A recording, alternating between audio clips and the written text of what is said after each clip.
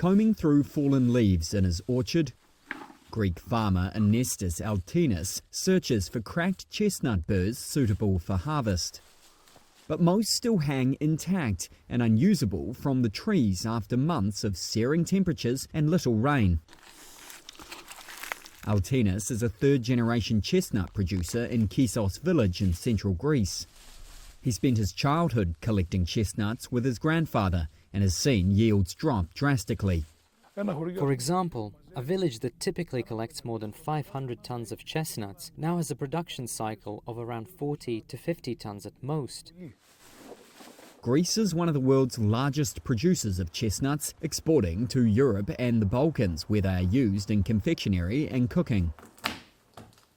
George Nanos is a professor of arboriculture at the University of Thessaly. He says crops are expected to drop to 15,000 tonnes in 2024 because of the warmest winter and summer on record. When the chestnut tree blooms during a lack of water and high temperatures, around May to June, it blooms very late, like this year, where there were very dry conditions and extremely high temperatures. It resulted in a production loss of more than 50% of a normal year.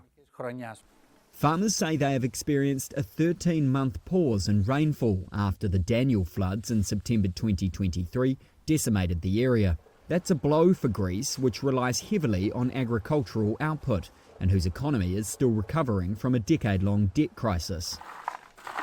A recent report by Greece's central bank expects crop and fruit prices to rise in the coming years due to climate change, the financial impact exceeding 1% of economic output annually, up from about 0.2 to 0.3% on average in the past decade.